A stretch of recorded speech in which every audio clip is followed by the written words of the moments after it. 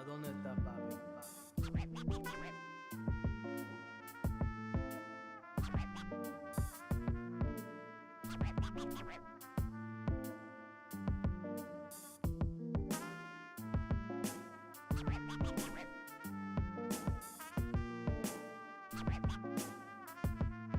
¿A dónde está papi?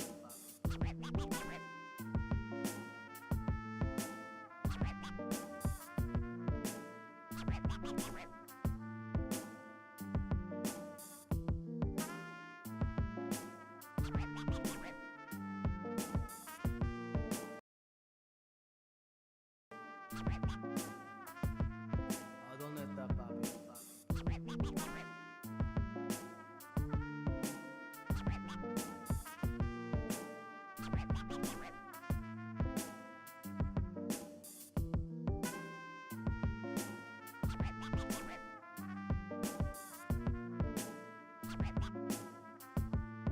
¿A dónde está papi?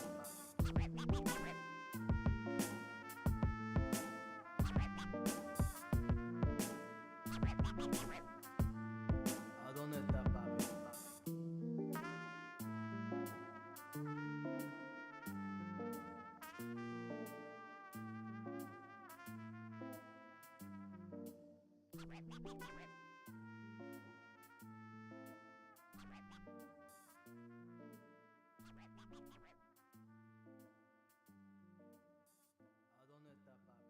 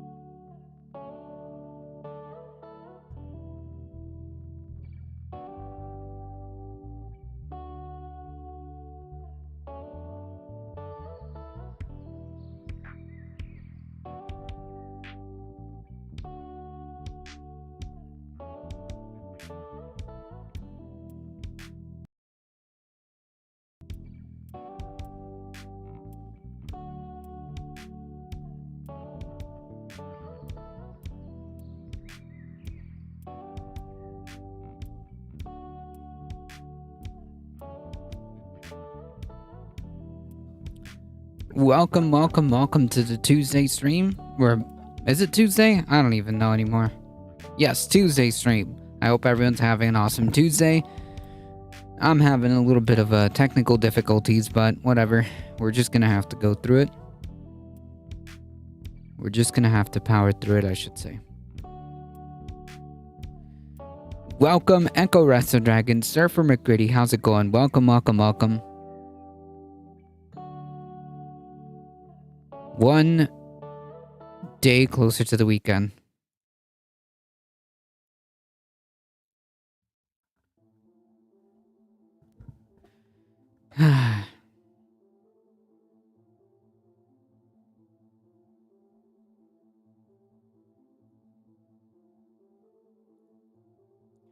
Alright, folks, so we do have a couple of things to go through. Don't forget, folks, if you haven't already, make sure that you head on over to the YouTube channel and hit the big red subscribe button. It really does help us out. So make sure you do that before we get started.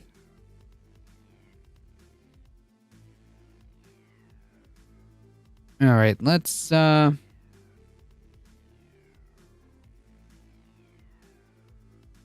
get some headlines going.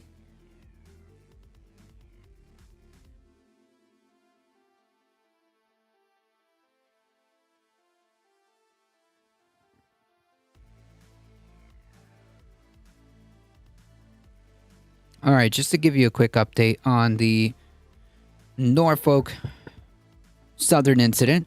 Ohio sues Norfolk Southern over East Palestine derailment. Ohio has initiated a lawsuit against the rail company Norfolk Southern over the derailment of a train carrying toxic materials in the town of East Palestine last month, the state attorney general announced Tuesday today. The 58-count lawsuit alleges several violations of state and federal law pertaining to hazardous waste, water pollution, air pollution, and and common law negligence, among others, said David Yost, the state's attorney general, during a press briefing. The state is seeking damages, civil penalties, and a declaratory judgment that Norfolk Southern is responsible. This derailment was entirely avoidable, Yost said, adding that Norfolk Southern has seen an 80% increase in accidents over the past decade. The fallout from this highly preventable accident is going to reverberate through Ohio and Ohioans for many years to come. Yost is seeking repayment for the state's costs, including for natural resource damages, emergency response, and economic harm to the state and its residents. Yost said some businesses have lost significant revenue as people continue to avoid the area. The state's complaint asks for a minimum federal damage of $75,000 as a formality, but notes that the damages will far exceed that minimum as the situation in East Palestine continues to unfold. According to the complaint filed in the U.S. District Court of Northern District, Ohio, the derailment is one of a long string of Norfolk Southern derailments and hazmat incidents. Since 2015, at least 20 Norfolk Southern derailments involved chemical discharge, the state claims. Norfolk Southern executives met Yost this week to discuss assistance programs the company will establish alongside Yost's office and others from the community, the company said in a statement. We look forward to a final resolution with the Attorney General as we coordinate with his office, community leaders, and other stakeholders to finalize the details of these programs. Cosmic Seekin, how's it going? Sorry you're late. Nah, you're good. We're just getting the party started.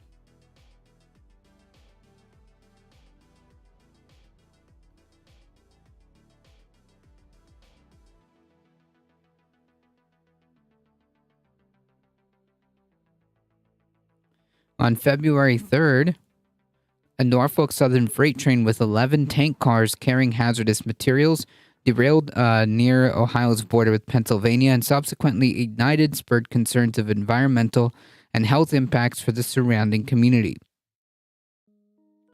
Rail workers have reported feeling ill during the cleanup of the derailment site.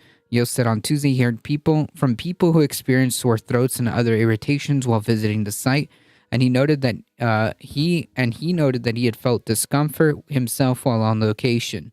I mean, like these are things that are happening to people, which are consistent with some of the chemicals that were spilled or burned, and unfortunately, you have these officials saying that it's perfectly safe while people are experiencing these. Not good, to say the least. The complaint said substances from 39 rail cars were released into the ground, stormwater infrastructure, and surface waters that eventually empty into the Ohio River. Yost said that there's lots of things that we don't know yet regarding whether chemical spills. The chemical spill will have a long-term impact for farmers and their livestock. He also highlighted concerns from homeowners that their properties would lose value because of potential buyers would be hesitant to move in. Norfolk Southern said on Tuesday that it remains committed to finding a solution to address the long-term health risk through the creation of a long-term medical compensation fund. The company also said it's working to provide tailored protection for home sellers if their property loses value. Yost has asked that Norfolk Southern conduct future soil and groundwater monitoring at the derailment site and surrounding areas, and the company may be prohibited from disposing of any additional waste from the site. A big point of this lawsuit is to make sure that those long-term effects are not only forgotten, but that they are addressed. Burning that chemical produces phosgene. Yes, exactly. Aldio with 15 biddies. Thank you so much. I appreciate that. Yes, it's very toxic. Norfolk Southern CEO Ellen Shaw last week told the Senate panel that the company plans to clean the site fully in an effort to make it right, adding that he's deeply sorry for the impact this derailment has had on the people of East Palestine and surrounding communities. Yeah, I don't know about that. I don't know about that. Sorry if I don't. Excuse me if I don't really trust the words of the CEO, especially after they've had record profits and showed this lack of concern for safety that led to the derailment. Sorry, those words are just they just ring hollow. They just ring hollow. Shaw also said that Norfolk Southern will provide financial assistance to the affected residents and first responders near the derailment site, pledging more than $21 million in reimbursements and investments. This was an epic disaster, and the cleanup is going to be expensive. I mean, to say the least, yeah. It's going to take some significant dollars to put the people of East Palestine back as close as possible to the position they were before February 3rd. I mean, whatever it takes, to be quite frank, and it should all be coming from the pocket of this company here.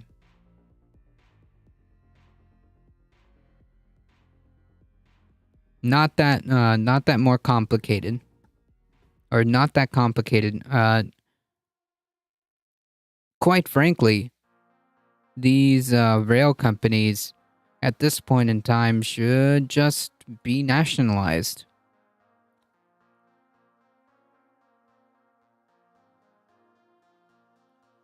That simple.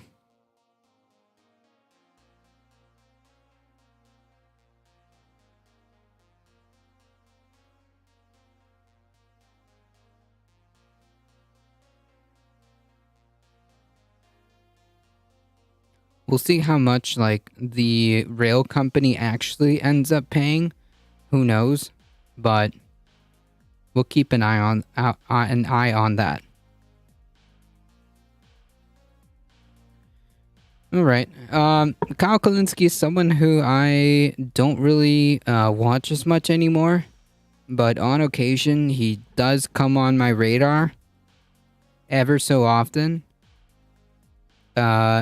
There's a good take to be had. this would be one of them. Recent days, we've seen many characters on the right really lean into the culture war. I mean, they're not just leaning into the culture war. It's all they have. It's all they have. No talks of policy or solutions, or how they would address any important, significant problems. It's just about the culture war. It's literally all it is nowadays on the right. Matt Walsh has to talk about trans people at least 7 times a day. You have Michael Knowles, who got in on that as well, and he very famously said in a CPAC speech, eradicate transgenderism. Then he got all up in arms and angry and said it was libelous and slander when outlets quoted him verbatim. He was like, no, I wasn't saying get rid of all trans people. I was saying eradicate transgenderism, which is different and better and not genocidal because... Okay. So anyway, he's not helping his case here, and... Yeah, and like the thing is, it's we were talking about this yesterday. How if you actually like, you know, confront... if you actually confront these, you know, these fascistic folks, it's just so ironic that the first thing that they fall back to is like civility politics, right? Civility politics and oh man, I forgot what Carpet Pack said. Shoot. But yeah, I think it's kind of funny.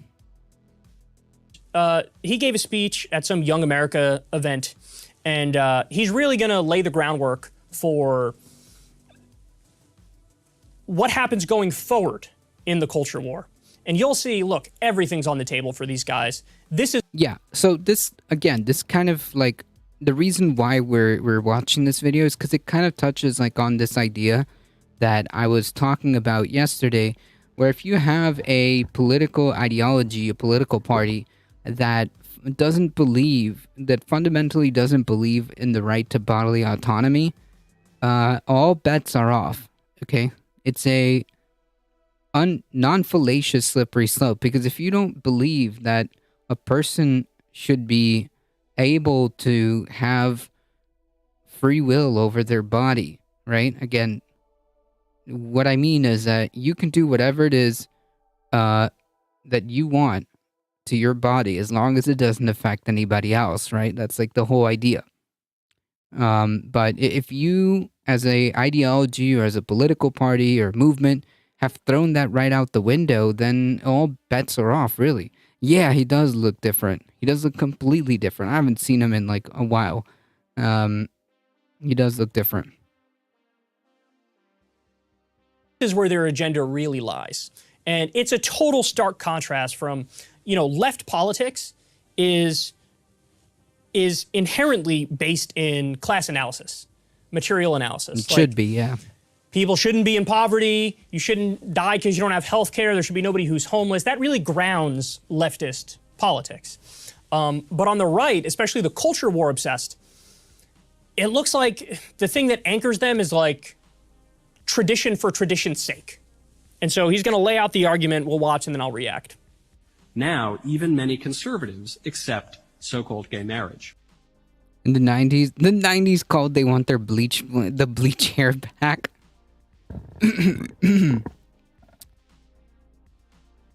MAGA GOP is not civil. They want the U.S. world in religion and philosophy only the 50 styles, and women must make babies and be Republican.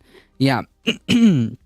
Yeah, they decry the civility politics, but always seem to fall back on it when called out. And they have to. They have to accept gay marriage if they accept the illogic of the sexual revolution, which held that all sexual relations are fine and dandy so long as they're consensual. Yes, that's literally how it works, dude. Two consenting adults should be able to do whatever the fuck they want in the bedroom. This is not up to you. This is not up to anybody except the two people, the people in this conversation who are having this interaction. If all of these participants have given their consent and this is what they want to do, no one else is involved in that decision, dude. Okay? That's it.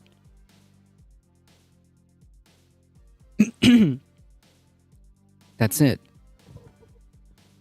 Leave people the fuck alone.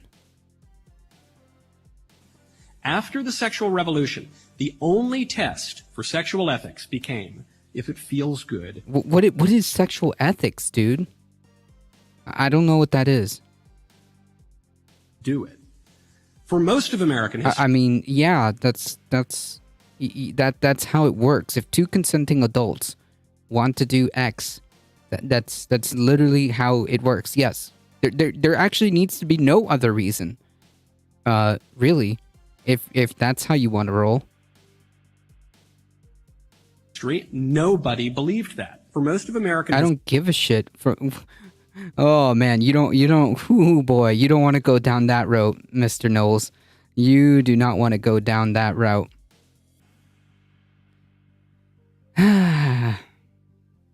history, there were all sorts of laws against certain sexual behaviors. There were famously laws against sodomy, but there were lots of other laws as well. Laws against fornication, laws. Yes, and they were garbage laws.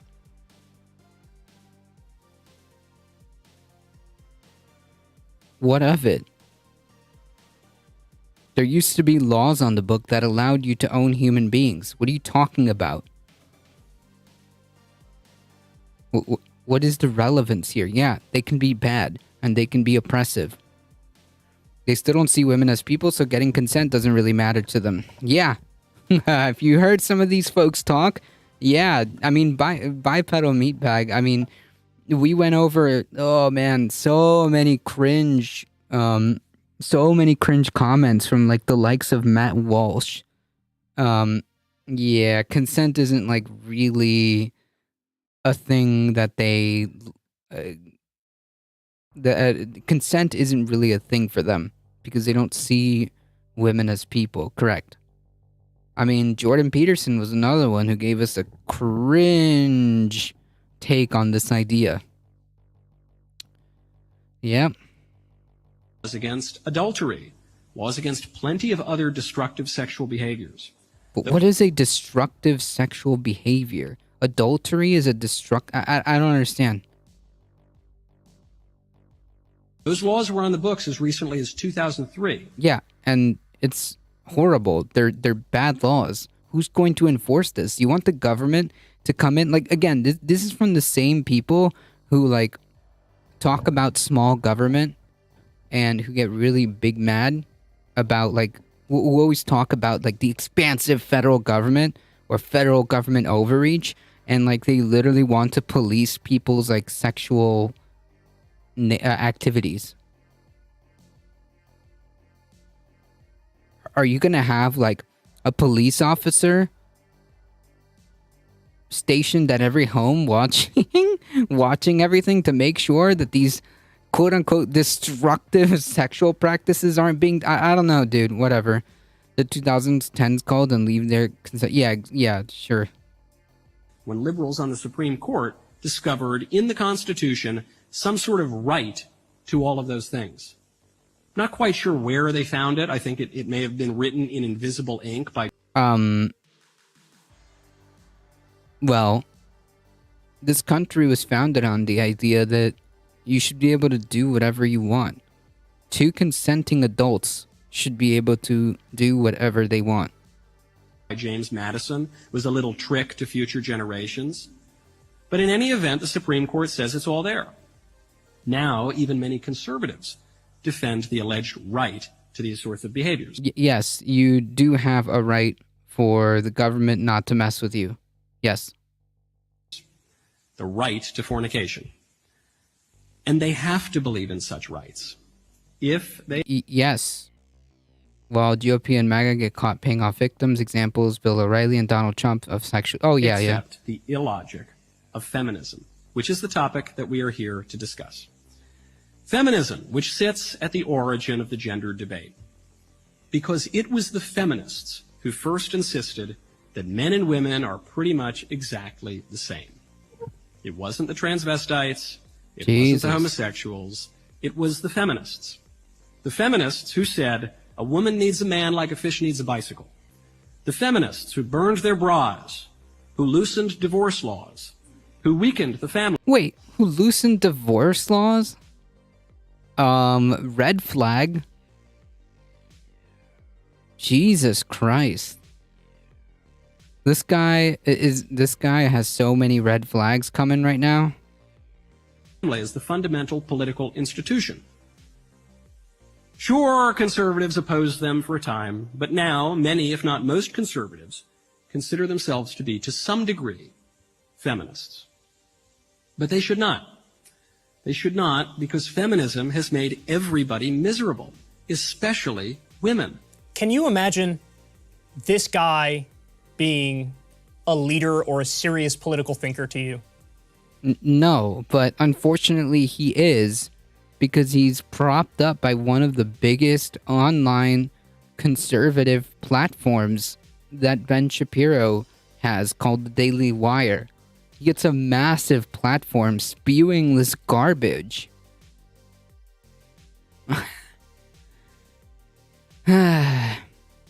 Conservatism, folks, not even once. Not even once. This is your brain on conservatism. Look, to his credit, he's laying it all out here. He is telling you exactly what their long-term goal is. You know, the right-wing culture warriors.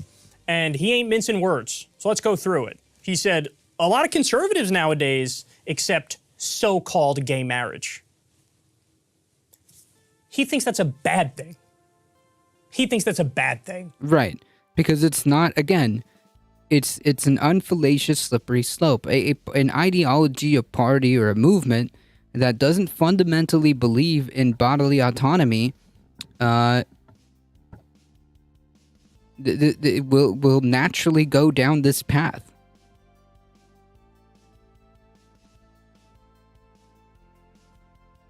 If you don't believe in bodily autonomy, all bets are off. Of course they want to regulate what consenting adults do in the bedroom, because they don't believe in bodily autonomy.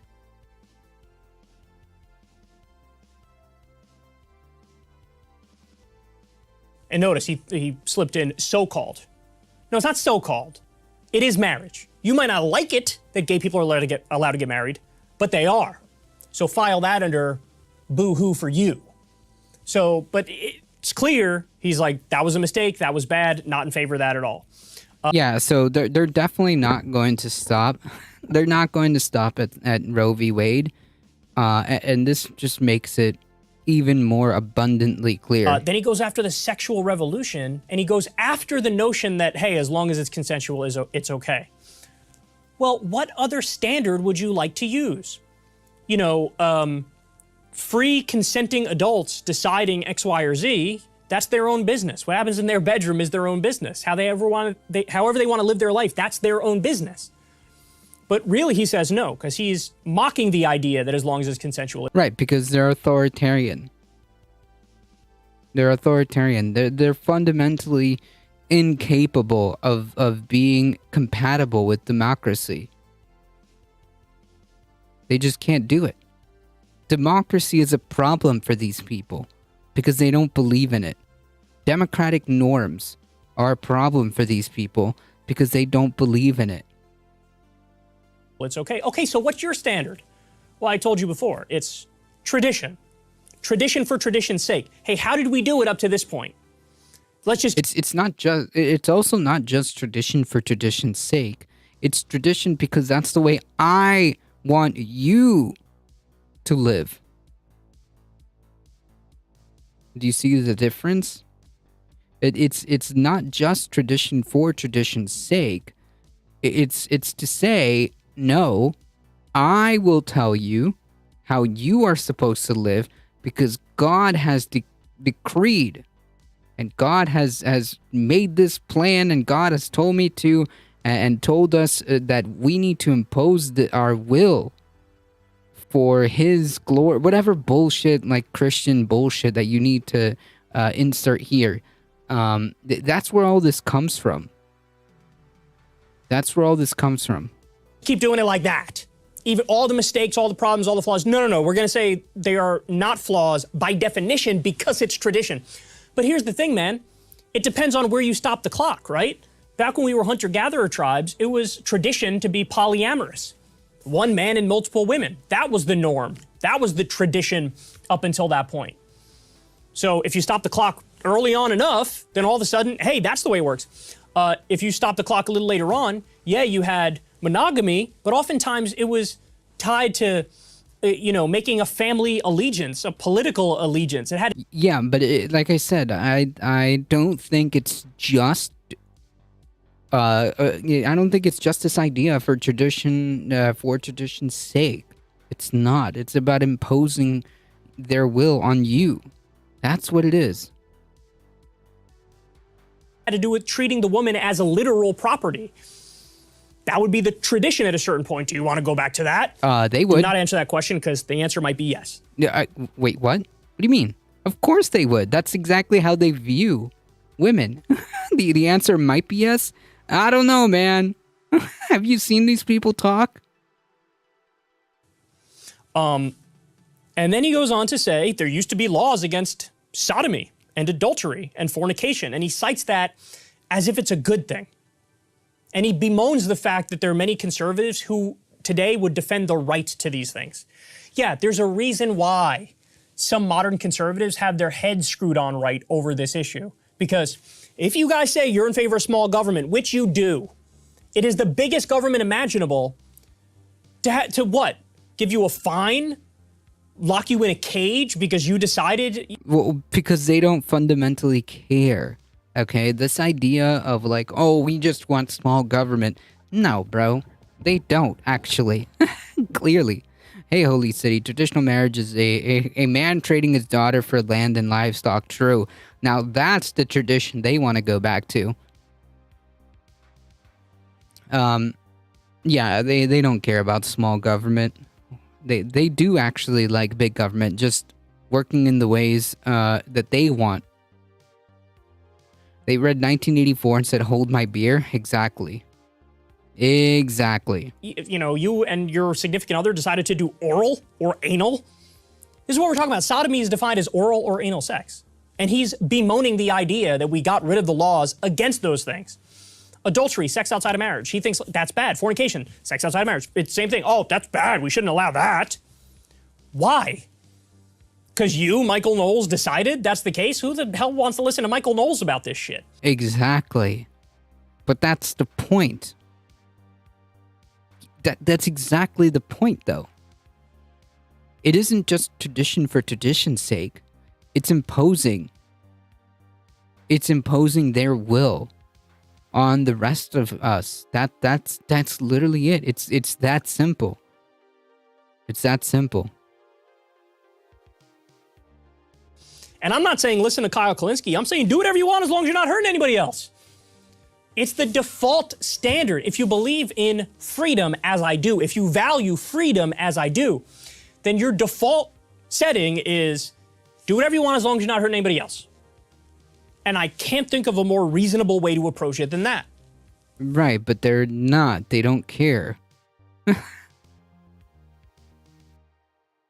Happy Pi Day, people. How's it going, Maple Leaf?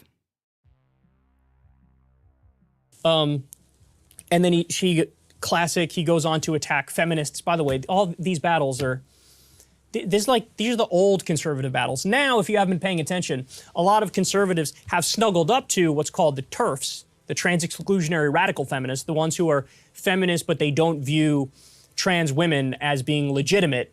They think it's like stolen valor from women to have trans women.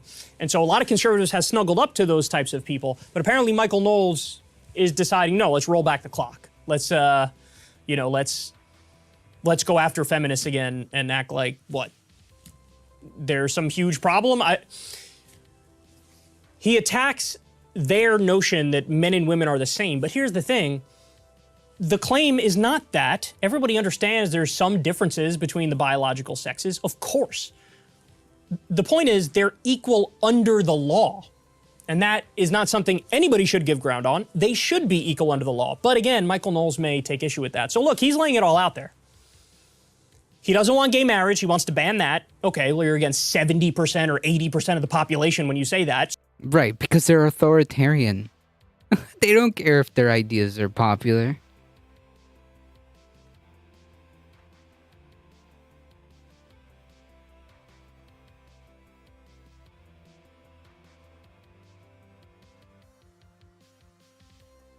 Yes, happy Pi Day. Yes, they know they're being hypocritical. They don't care. It's a beautiful day for pie. There you go. His hair, Jesus fucking Christ, why would he do that? Hello, hi, howdy, welcome, Bob Dragon. I don't know. He decided to bleach his hair blonde, whatever.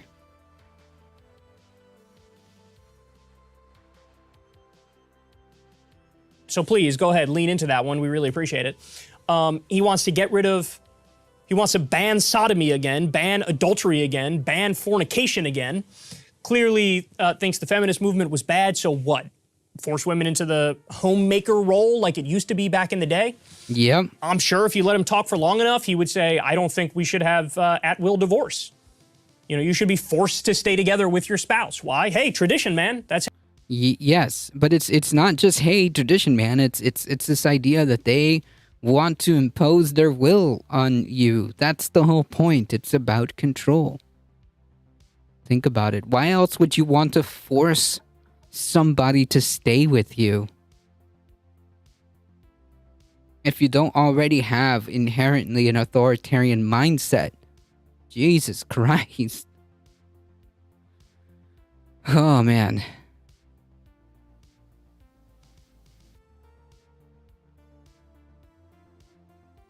George Santos is filing bills and resubmitting to run again? Yeah, I heard about that.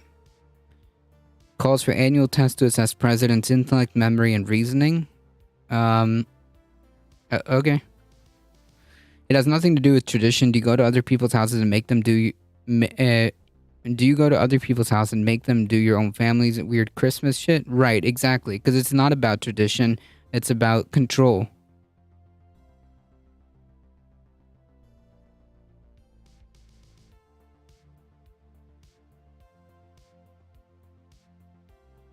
That's how we used to do it. Tradition for tradition's sake is not an argument. It's a lazy assumption that you cling to like a kid clings to its blanket for some fake nostalgic past that doesn't even exist. So anyway, this is what they're focused on, man.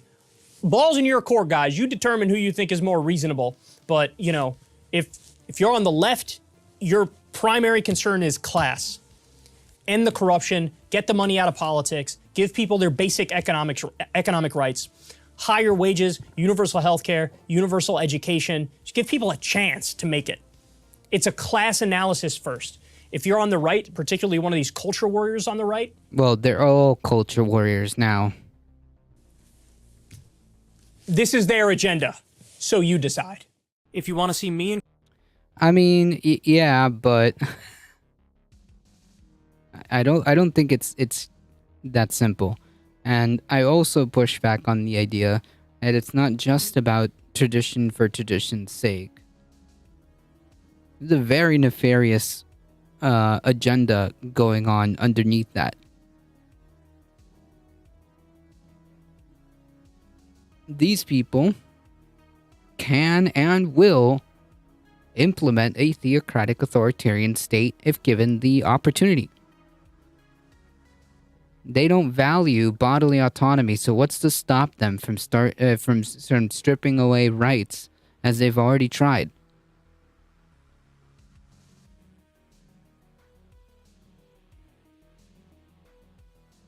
As pretty much everybody expected, some of the lawyers for Capitol riot defendants have now started to use Tucker Carlson's selectively edited footage of the events of January 6th to try to argue not just that their clients are innocent, but some of them this past weekend went as far as filing motions to dismiss the cases against their Capitol rioting clients, arguing that Tucker Carlson's footage has somehow exonerated them. Now, on Sunday, in one particular case, prosecutors did fire back, basically saying this is the dumbest thing we've ever heard. But here is what's happening. And it's actually happening quite a bit right now with the so-called Proud Boys folks that are awaiting trial. Their lawyers were the ones who tried to get it dismissed by arguing that recent footage of the so-called QAnon shaman, Jacob Chansley, who, by the way, did plead guilty and was sentenced to 41 months, but they said video of Chansley walking around not rioting at the time shows that clearly he was innocent, so all these other folks are innocent, so you gotta dismiss the cases. Wait. What? No. The case with the Proud Boys is completely different. But okay. They're being given the chance right now as neither party is doing jack shit about it. The Dems are at least ostensibly supposed to be against theocracy. Supposed to be. But yeah, not very much going on there. Nowhere to be seen. Echo Resto Dragon, how's it going?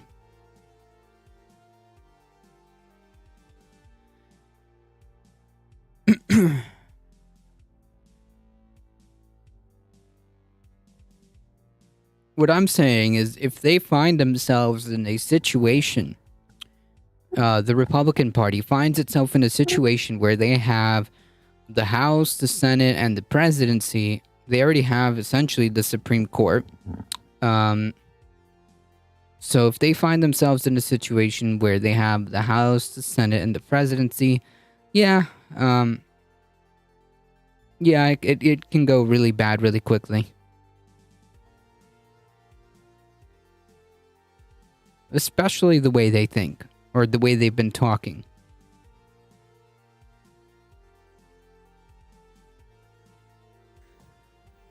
Now, the judge It's the has not Morton. officially, as of right this second, How's it going? It's the Morton. Welcome.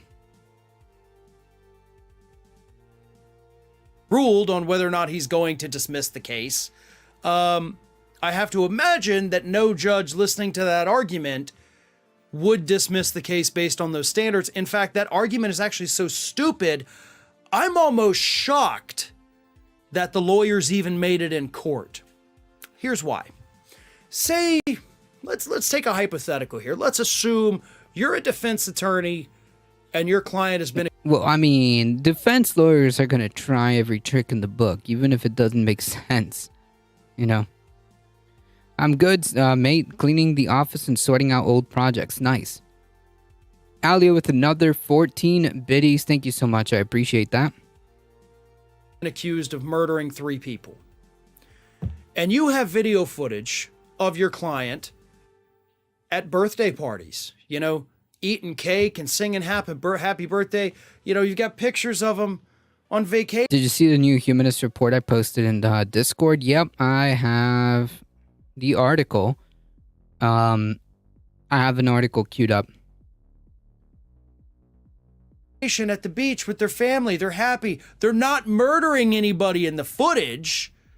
So clearly my client can't be a murderer because they're not murdering in every video you see of them. That is the same argument that these lawyers for these accused Capitol rioters just made. Like, well, because there's footage of them not Capitol rioting. Clearly, the other evidence that shows them rioting is just, you gotta throw that out. Because look, here's one, he went into a bathroom to relieve himself. That's not illegal. If the gloves don't fit, you must acquit. Exactly. Now the problem here, and I love this because again, I have sympathy to a degree for these lawyers for the so-called Capitol rioters. You can't call them that unless they've been convicted, by the way. But they don't have much to work with, so they're grasping at straws. So you've got the one argument that I already talked about, but here's the other thing that I think they've forgotten about by pointing to the footage that Tucker Carlson has. You see, their very presence in the building is criminal. It's illegal for them to be in that building. It was illegal for them to be inside of the building that day. That is trespassing on federal property. That's, you can't, like, even that is something you can be prosecuted for. So how can you point to this footage and say, okay, well, they're not, macing police officers in this footage, so clearly you got to let them go? No, you actually don't. If anything, you can end up charging more people that you didn't know were in the building because you didn't have footage of them because of what Tucker Carlson has released. Excuse me. That was a little tough to get out. But you see what I'm saying? Like, Yeah, of course. I mean, but defense lawyers are always going to try to do whatever, whatever mental gymnastics necessary. Yeah, defense lawyers are there to do that. So if MAGA gets their way and the Dems are asleep or don't vote, wait, what? We'll have to quit? No, they don't plan on. I don't know. They don't plan on quitting. Is Farron suggesting that smashing windows and win with riot shields isn't a normal way to enter the Capitol? True. You see, when I go sightseeing, normally the way I enter buildings when I sightsee is to rally up as many people as possible and then smash windows in and break and kick in doors. So that's usually how I go on tours as a tourist, and usually how I plan to sightsee. Holy City, how's it going? Yeah, just tourists. Yep, that's usually what I do. Tucker's footage has no timestamps. Well, I mean, it's none of what Tucker's presenting is in good faith. So yeah, it wouldn't be surprising. being in the building that day was what was illegal. All of the other things they did, depending on the severity. I mean, like, there's no reason to believe that Tucker Carlson is coming with this narrative in a good faith or honest way. The dude's like a known liar. The dude doesn't even believe, or, I mean, I don't know. According to what text messages and communications, he doesn't even believe half the shit he spews. Right, legitimate political discourse, says the Speaker of the House, who, by the way, also, just to like piggyback off that quote, legitimate political discourse, says the current Speaker of the House, who is one of the most powerful positions, who took it upon himself to give exclusive sneak peek privileges to Tucker Carlson first. I mean, Jesus Christ. We call that Burton's special vacation. Yeah, the insurrection special. I have a pneumatic grappling gun and winch to rip the windows down, doors out. Yeah, I carry a set for when I go sightseeing. The people that splash paint on artwork should use that to fence the climate protesters. Yeah. The art that was splattered while it was in a protective case. Yeah. I can't get over that one senator saying that and seeing the pictures of him barricading the door. Right. Imagine calling this like a sightseeing, or like they were just tourists, they were peaceful or whatever, as like the entire body of legislatures had to be evacuated by police. Okay, dudes. As there's like literal pictures of you hiding behind the barricade behind Secret Service, who has like a firearm drawn because of, a fucking insurrectionist. Yeah. Cool. Sightseers. Legitimate political if that's legitimate political discourse according to the Speaker of the House, who again is one of the most powerful positions, I don't want to hear shit. I don't want to hear shit about fucking BLM protests and whatnot. Of the Capitol rioter are what led to different charges. But plenty of people were charged for simply being in that building. So arguing in any way that Tucker Carlson's footage exonerates anybody, that's stupid, because if anything, it implicates more people. And as I said over at Ring of Fire a couple days ago, I hope the DOJ flips this on its head and uses that footage that Carlson has released to charge more people with trespassing on federal property. Yeah, honestly, like, yeah, That's what I want them to do. Yes, that is the appropriate response. You want a heavy-handed response, essentially to say, like, this kind of shit is not okay. This kind of shit is not okay. Again, Tucker and the right-wing machine rewriting the January 6th narrative. Oh, yeah, exactly. We were streaming that day. Exactly, Alio. Like, we saw what we saw. But yeah, there's no reason to believe that whatever Carlson is trying to spin is in any way, shape, or form legitimate. There's actually literally no value to listening to Tucker Carlson for information, right? There's absolutely no value to listening to Tucker Carlson or any of these fucking clowns when it comes to like absorbing information. If you need to like listen to them to see what they're talking about, that's one thing. But to think that they're a legitimate source of information is naive, to say the least. Want this to backfire on Tucker Carlson so spectacularly by sending more of these people to jail for trespassing on federal property. And I hope that if they do that, when they arrest them, they let them know that this is because of Tucker Carlson's footage. That is what should happen. That's the irony. Tucker Carlson sends his regards as they get arrested. The problem is that Fox News watchers have their eyeballs glued to whatever Fox News vomits into the ether, and nothing except Newsmax. Since they never engage their brains to look for anything else, that's all they know. Yep, and Fox News knows this. I mean, we've seen the quotes. We've seen the quotes from this Dominion lawsuit. It's not about anything regarding news or the truth or anything like that. It's about money. Viewership equals dollars.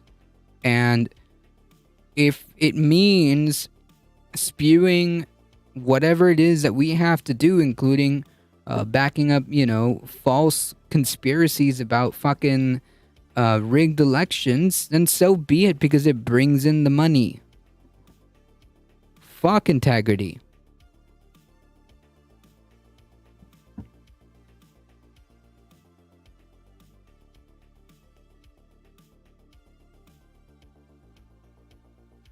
Principles? What? I don't know what those are. You mean Tucker Carlson was the new Stephen Colbert? You're telling me he's legit? I thought Tucker Carlson was the new Stephen Colbert. You're telling me he's legit?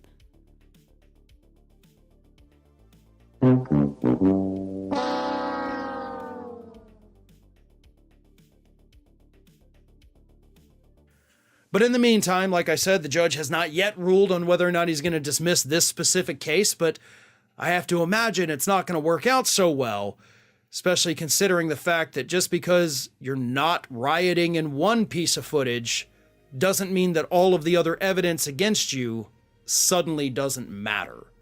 That's a dumb argument for any lawyer to make. I mean, that just tells me they're desperate. Oh, man.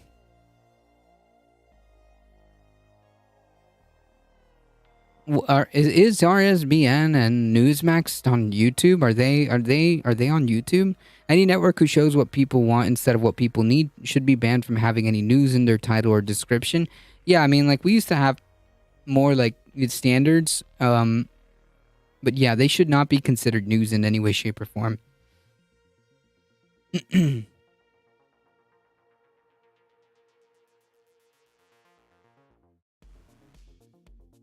So here's an important story. North Carolina's top court hears redistricting case with national implications.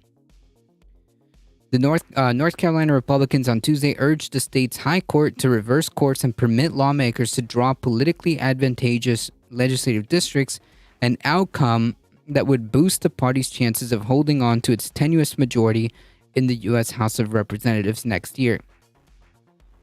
The hearing in Raleigh took place after the state Supreme Court's conservative justices agreed to reconsider a 2022 ruling that found partisan redistricting or gerrymandering was unlawful under the state constitution. So they're planning to reconsider the idea that, checks notes, partisan redistricting or gerrymandering is unconstitutional under that state's constitution. Cool. Nice meme. Watching the footage of those who entered the Capitol and walked through Statuary Hall showed people in orderly fashion, staying between the stanchions and ropes, taking video and pictures. You know, if you didn't know the TV footage was a video from January 6th, you would actually think it was a normal tourist visit. Yep, that's Tucker Carlson. Yeah, except we failed to show the footage of how they got there. Yeah. Thanks, Tucker. Very honest. Very honest interlocutor. That ruling was issued by what was then a Democratic majority court, invalidated a Republican-drawn map that would likely secure 11 of the state's 14 congressional seats for Republicans. Instead, Democrats and Republicans split the seats evenly in November's election under a court-approved map. So they got an even split, but Republicans don't want that. A Democratic majority court decided on a fair, in an attempt to I guess to bring balance, decided to be bipartisan, and now Republicans are taking that. Are taking umbrage with that and are attempting to solidify more seats for them. Good memes. In the same elections, Republicans flipped 2 Democratic seats on the court, installing a 5-2 conservative majority that weeks later made the extremely unusual decision to rehear the redistricting. Extremely unusual decision. No. That's a strategy paying dividends, folks. That strategy paying dividends. Since they couldn't get their way, they essentially forced it by getting 2 more by flipping seats on the Supreme Court and then presenting this case again, knowing that this conservative Supreme Court would listen, would retake the case. Legal experts have said the move suggests the court intends to throw out the earlier ruling. In other words, the Republican party here is going to give themselves an extra, 5 seats?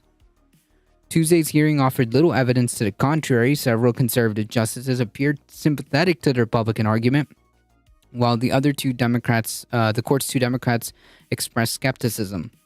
Philip Starch, a lawyer for Republican lawmakers, said the power to oversee redistricting resides in the legislature, not the courts.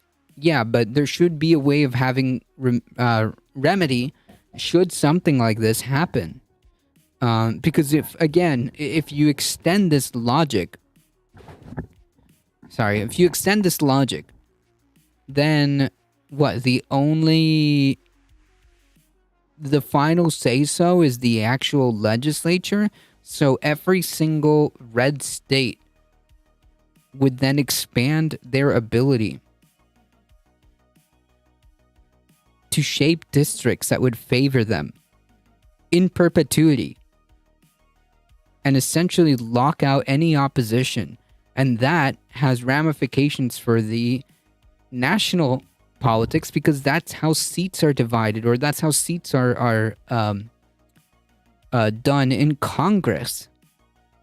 So what you're saying essentially is, if this is followed to its natural conclusion, Republicans want to bypass this whole idea of democracy and say, you know what?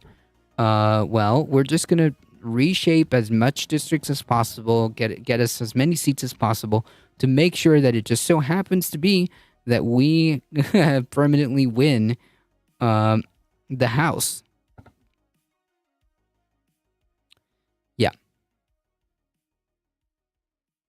To which the justice immediately followed that logic the same way I did. It's not that hard. Just to be clear, she said, you're saying that the legislature has free reign to enact legislative districts that give extreme advantage to one political party. Correct. That's exactly what they're saying. That's exactly what they want. And if you extend that to its natural conclusion, then every Republican state would then be able to do this.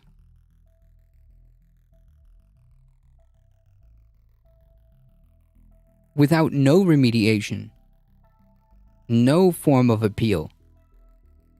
This court does not have the power to address that issue. Lali Maduri, a lawyer for the voting rights groups who challenged the original map, said allowing extreme partisan redistricting would essentially disenfranchise supporters of the opposing party.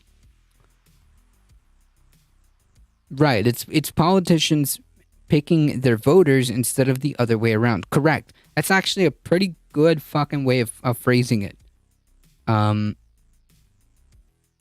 That's actually an excellent way of phrasing it. I might just start using that. I'm gonna steal that really quickly.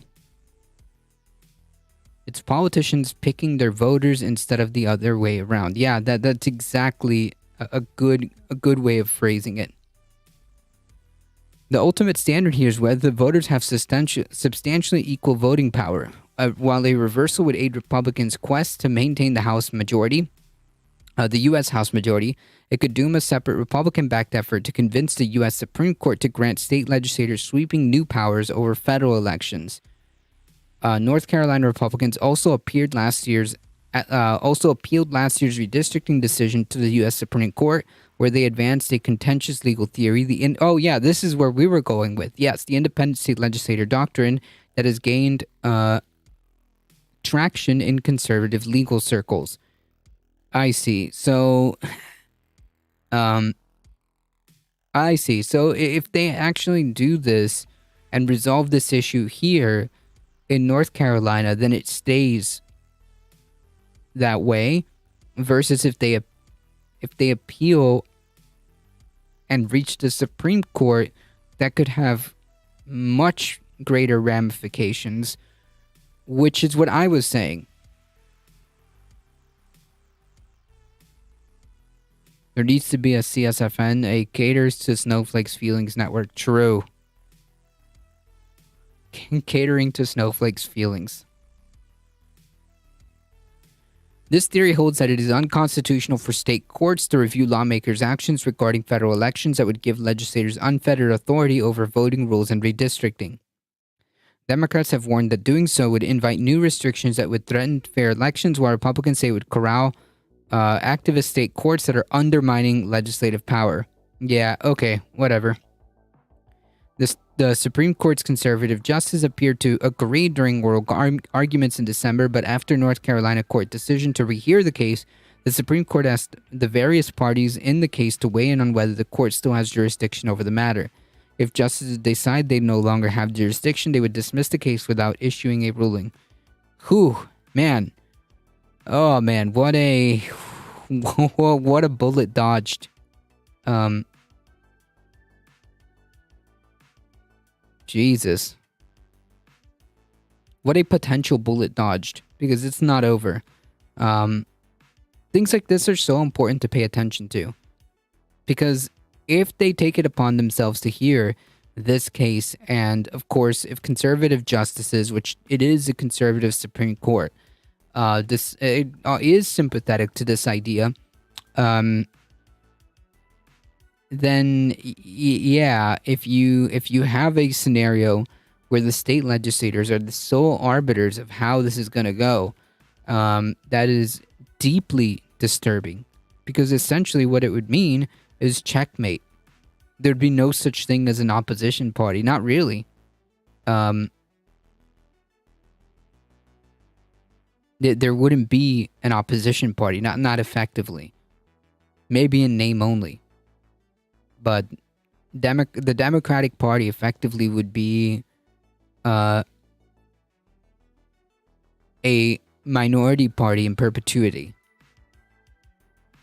I find it difficult to think that the courts would give up so much authority, but then again, if the judges are expecting a huge payout at retirement, they might not care. Yep.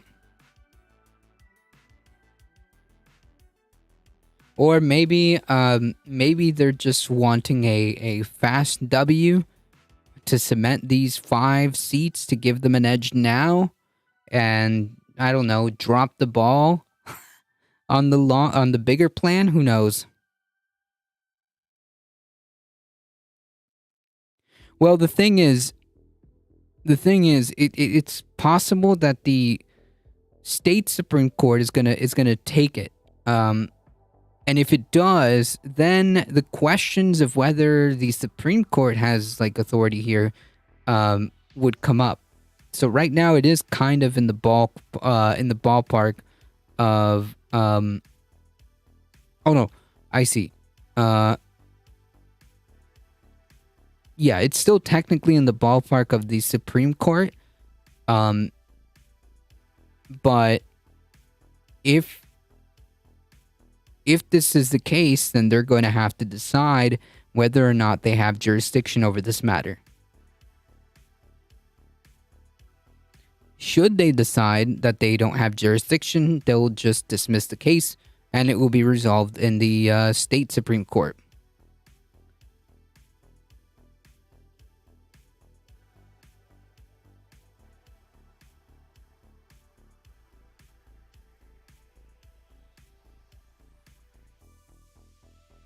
So yeah, this is the kind of stuff that we really need to pay attention to.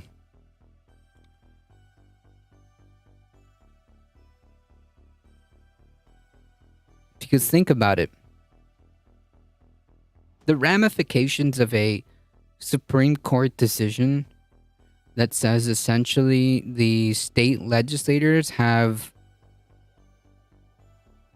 state legislatures are the arbiter of how things are going to go. The Democratic Party is essentially done. They just won't have a majority.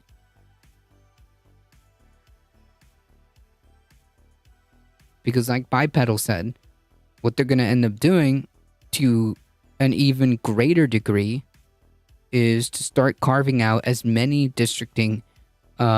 favorable districting maps as possible, giving themselves as many seats as possible, and it becomes a game of politicians choosing their voters and not the other way around.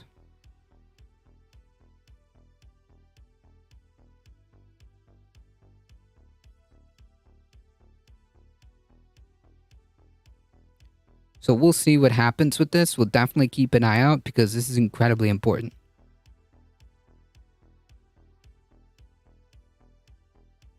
Well, no, this isn't a law that's being passed in Congress.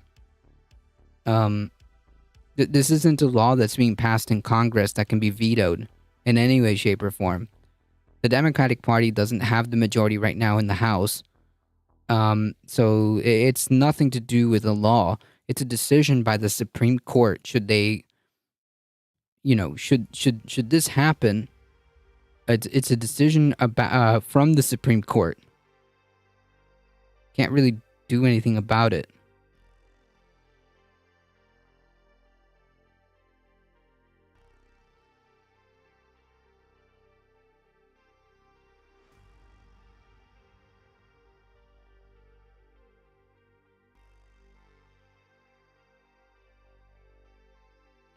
Correct, but who has the final vote? The president has executive power. What, to mandate how states run elections? No, I don't think any executive order here has any.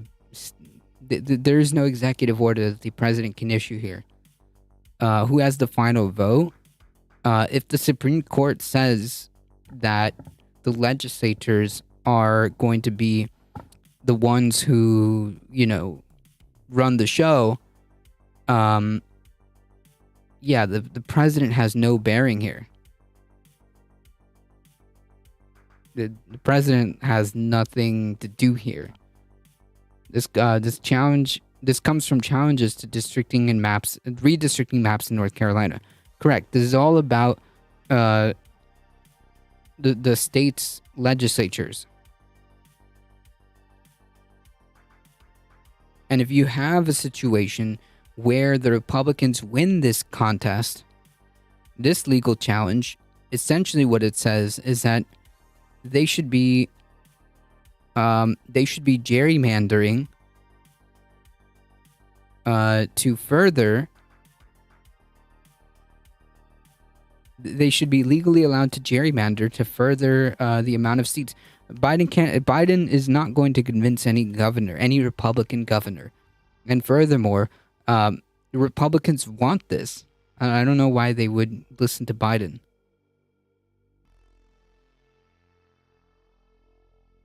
This is about the state legislatures.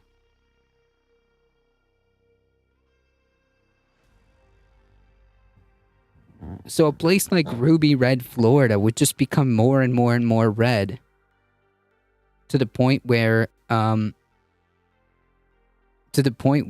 they have such an advantage that an opposition party essentially would just be useless. There's no point. There's no point. It would be checkmate. It would be checkmate. There could be a challenge to redistricting maps. No, this is what this is all about. This is exactly what this is all about. The Republicans are saying there shouldn't be a scenario where you challenge maps through the judiciary. They are contesting that very idea. And if the courts agree with them, then they're the final arbiters of what happens. Does that make better sense? If the Republican Party here wins this contest, they are effectively saying that there should not be a method of contesting any redistricting map. It should be left to the legislature, the state legislature specifically, and that's that.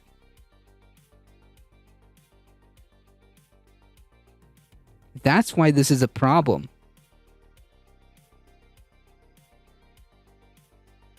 Does that make better sense? I hope. Then we hit the streets and do some good old-fashioned property damage in Minecraft. Yep.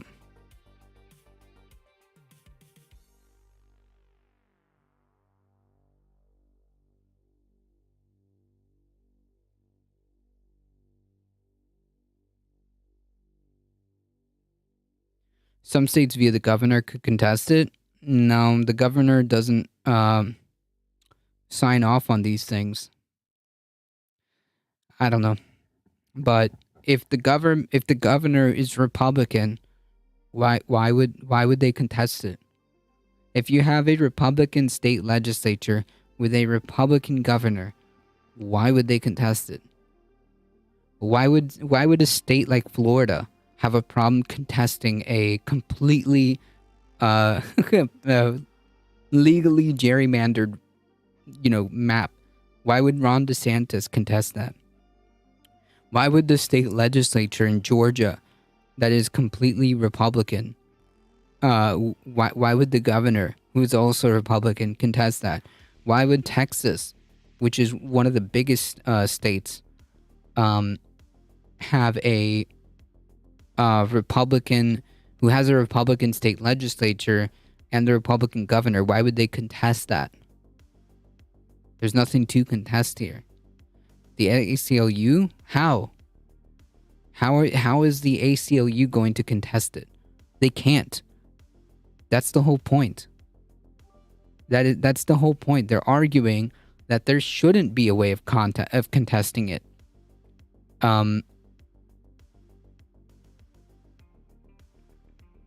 They're arguing that there shouldn't be judiciary input. It is essentially being contested right now. Yes, that's correct. This whole thing started. This whole thing started because the map was contested. Right? The map was contested, and it got up all the way to the state Supreme Court. The Republican side, the Republican argument, is saying this shouldn't even be a thing. We shouldn't be in this scenario. The state legislature is the one that has the ultimate authority when it comes to deciding maps. Right? That's what they're arguing. they're arguing we shouldn't even be here. It's the Morton gifting a tier 1 sub to Buff Dragon. Thank you so much. Alio with the 15 biddies. Thank you so much. Woo, you guys are incredibly generous today. Thank you. Yes, the independent state legislature theory. Exactly. That's exactly what it states. It says that the the state legislature is the ultimate arbiter of this of this thing. So that's why I'm saying, like, they would want a scenario where it can't be contested. It shouldn't be contested in their eyes, so that they can consolidate power, circumventing, essentially, democracy itself. Because as Bipedal Meatbag said,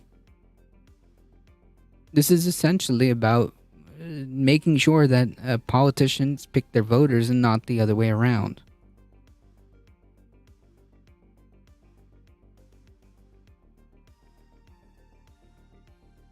I'm just thinking out loud. I need to research this hearing and see if any civics contest this. Well, I mean, yeah, it's basically coming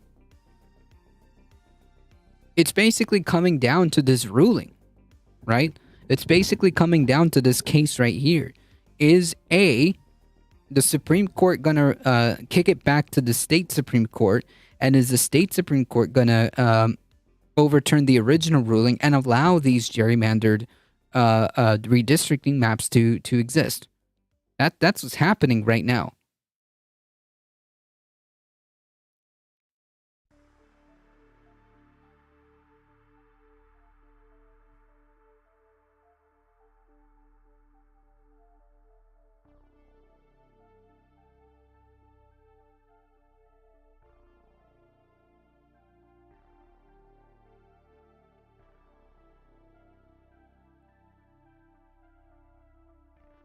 All right, folks. Switching gears really quickly here. How we all doing, chat? Love you seeing awesome faces. Thank you so much. I appreciate that. It's the Morton. The EPA to limit toxic forever chemicals in the drinking water.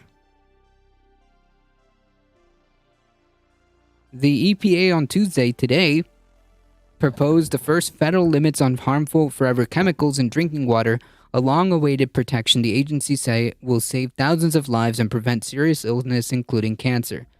The plan would limit toxic PFAS chemicals to the lowest level that tests can detect. PFAS, or polyfluorinated substances, are a group of compounds that are widespread, dangerous, and expensive to remove from water. They don't degrade in the environment and are linked to a broad range of health issues, including low birth weight and kidney cancer. Good luck with that. Yeah. The science is clear, and long-term exposure to PFAS is linked to significant health risks. So, like, if that's the case, if we have evidence that these PFAS chemicals are linked to significant long-term health risks, why are these companies still allowed to continue to do business this way? Why are we still allowing companies to effectively poison us?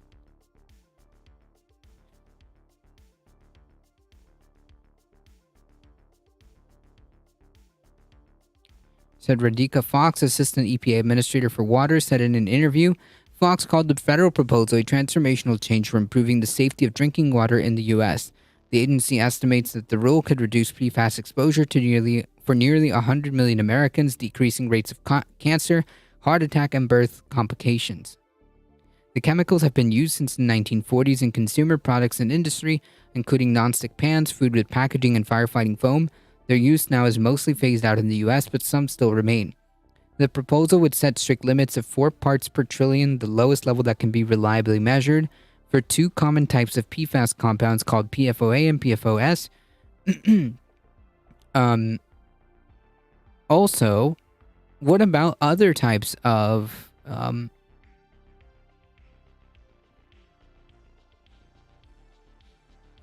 PFAS? In addition, the EPA wants to regulate the combined amount of 4 other PFAS. Water providers will have to monitor for PFAS. The public will have a chance to comment, and the agency can make for changes before issuing a final rule expected to by the end of this year. Because corporations are people and humans are a liability. True. True.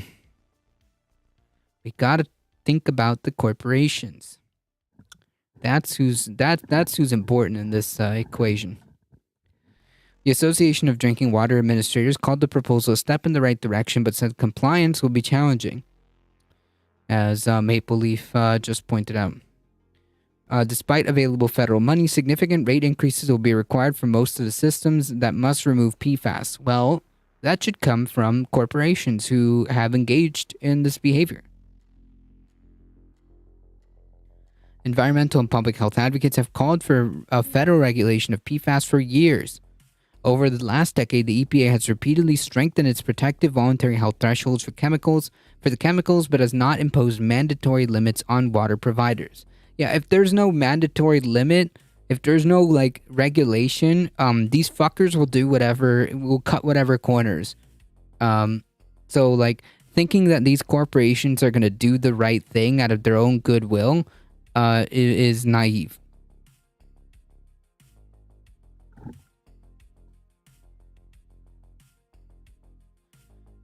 Public concern has increased in recent years as testing reveals that PFAS chemicals in growing lists of communities that are often near manufacturing plants of Air Force or Air Force bases.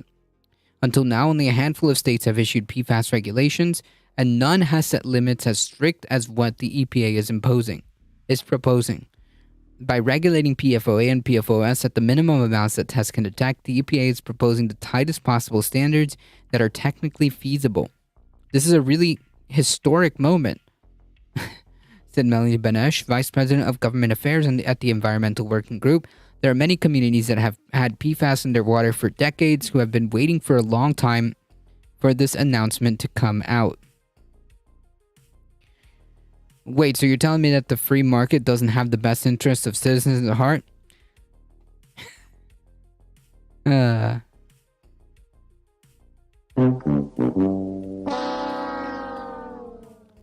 Yeah, if by citizens you mean the stockholders, then yes. Welcome, Marksberry. R-Saber. Arc Saber. Sorry, I'm gonna butcher your name. Yeah, Arc Saber. There you go. How's it going, Elwa Linux? Elwa Links. Greetings. Welcome. The agency said its proposal will protect everyone, including vulnerable communities, and reduce illness on a massive scale. Again, if we know this, then shouldn't these companies be held responsible? I mean, I'm just saying. The EPA wants water providers to do testing, notify the public when PFAS are found, and remove the compounds when levels are too high. If these water providers are private, question why? And second question, yeah, I'm not exactly comfortable with the privatization of water providers. I'm just saying. Utilities that have high levels of a contaminant are typically given time to fix a problem, but they could face a fine or loss of federal grants if problems persist. Or they could be nationalized and solve that issue altogether. Yeah. The American Chemistry Council, which represents large chemical companies, slammed the EPA's misguided approach and said these low limits will likely result in billions of dollars in compliance costs. All right, hey, listen, bro, listen. The burden of billions of dollars in compliance costs, listen, we will lift that burden, okay, off your shoulders. We will lift the billions of dollars in compliance costs off your shoulders. If this is such a problem, then no problem. We will lift this burden for you, and you should be nationalized.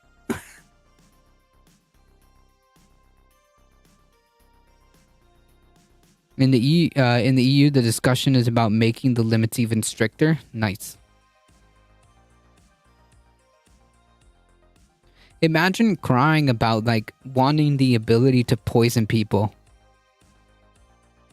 Imagine crying about profits when your products are literally poisoning people. Whatever. Wow, your profits. Poor little corporations.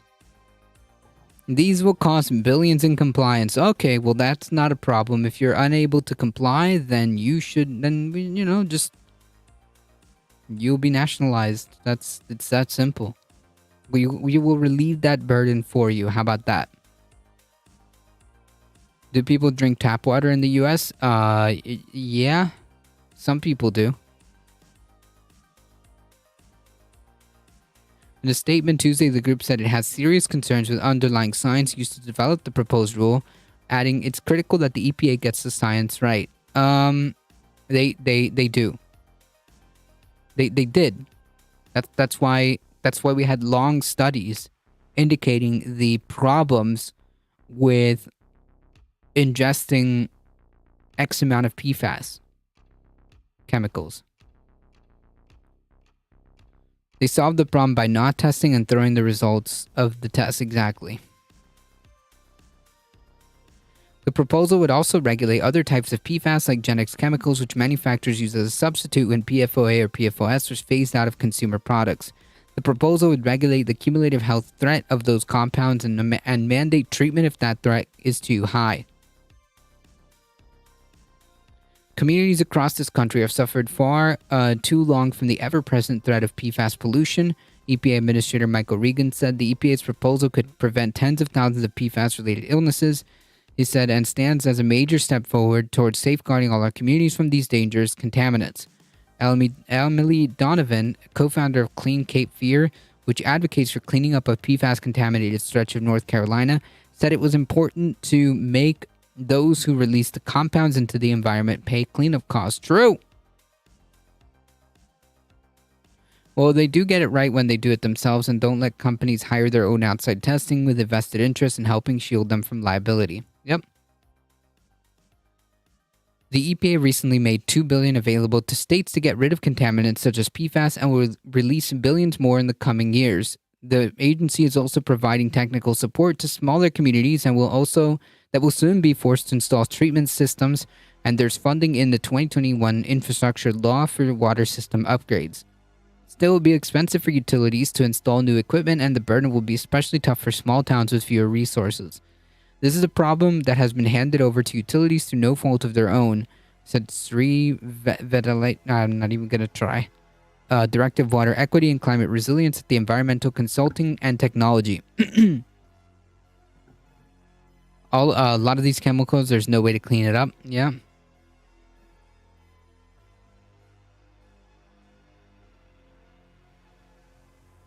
Many communities will need to balance the new PFAS requirements with removing poisonous lead pipes and replacing aged water mains prone to rupturing. Fox said that there isn't a one-size answer to how communities will prioritize their needs, but said billions of dollars in federal resources are available for water improvements. With federal help, water providers that serve metropolitan areas should be able to spread out costs in a way that no one will notice. Said Scott Faber, Senior Vice President of Government Affairs at the Environmental Working Group, an advocacy organization that works to get toxic chemicals out of food, water, clothing, and other items. Several states that have already imposed PFAS drinking water limits. Officials in Michigan, which has the highest standards of any state, said costs to remove PFAS in communities where it was found was reasonable. The only reason this is happening is because it's now affecting the rich. Probably. Yeah, exactly. That's usually how it works here.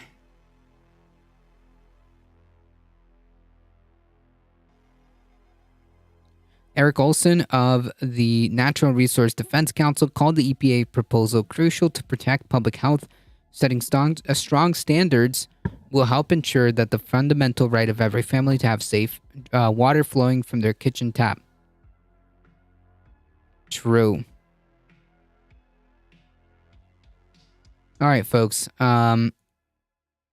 So this one's going to be about a little bit of a rough story, but we got to cover it. It's becoming a testing requirement in our HOA, which has 2 water systems. We're waiting on the cost. Sheesh.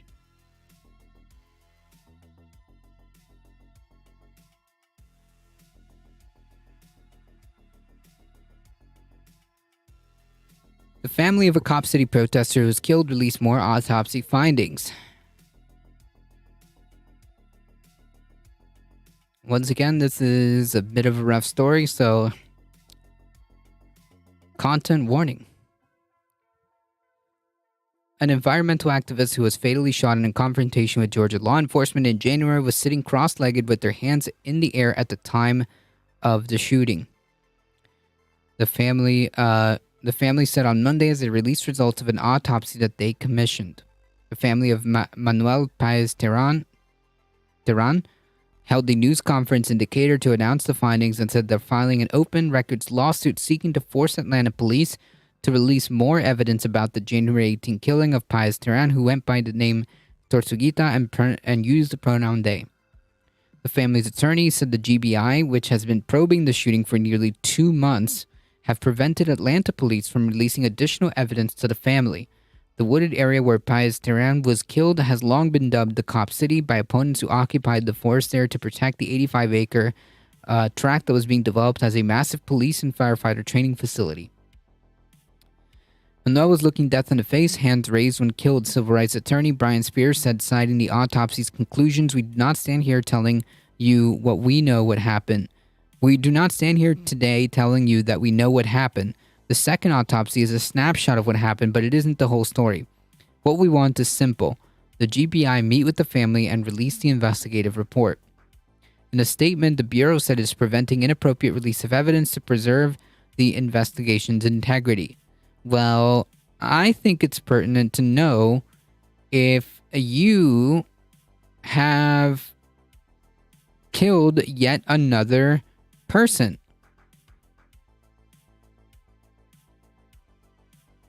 Because in other situations,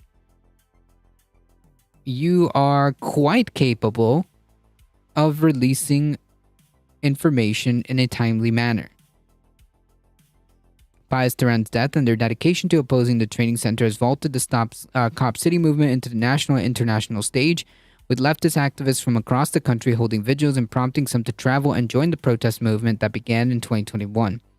A few protests have turned violent, including earlier this month when more than 150 masked activists left a nearby music festival and stormed the proposed site of the training center, setting fire to construction equipment and throwing rocks and retreating law enforcement officers. Authorities have said that officers fired on Paez Terán after the 26-year-old shot and seriously injured a state trooper, while officers cleared activists from the Atlanta area forest where officials plan to build the training center. The investigative bureau says it continues to back its initial assessment of what happened. The problem here is that a lot of times, the investigation in which you're investigating checks notes yourself. Got it. Yeah. First of all, cops lie all the fucking time on their fucking report. So what they are putting down means jack shit, honestly. What they put down on their report, as we've seen time and time again, means jack shit. I think what's pertinent here is that the evidence of the autopsy shows, or at least suggests, that at the time of the shooting, at the time of, this person's death, the wounds are consistent with somebody having their hands up and sitting cross-legged. So explain to me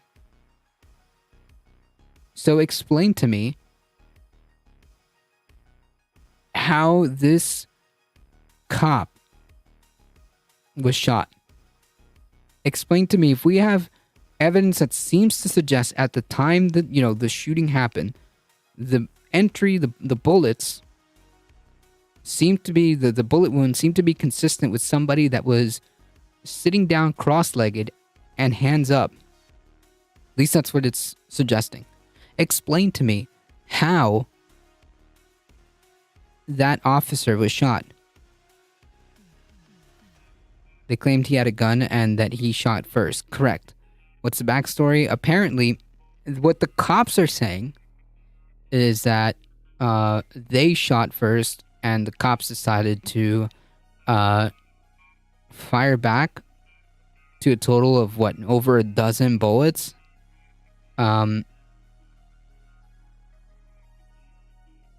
But it seems like the actual evidence is not exactly adding up to the story. Is it realistic that U.S. climate activists have guns? Well, it's possible, but really, I doubt it. Pius Tehran had been camping in the forest for months to oppose the building of Cop City. Their family and friends have said the activists practiced non-violence and have accused authorities of state-sanctioned murder. The investigative bureau said no body camera or dashcam footage of the shooting exists. So that's strange. Not a single one.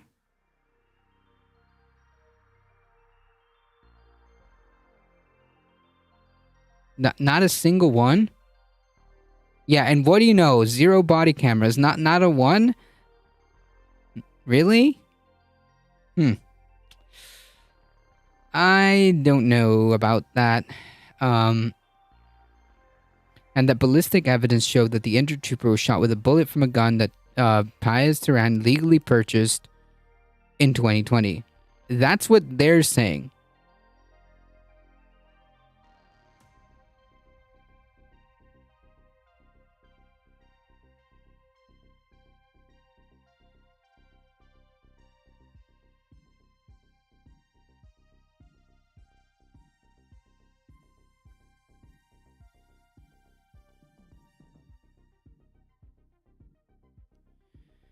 Spears said the family commissioned a second autopsy after the DeKalb County Medical Office conducted an initial one.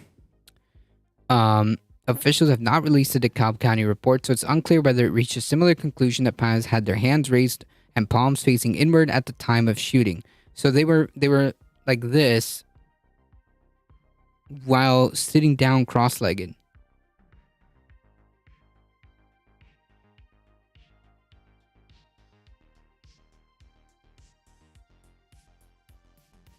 If he really had a gun, they would have used 20 clips worth of ammo on him.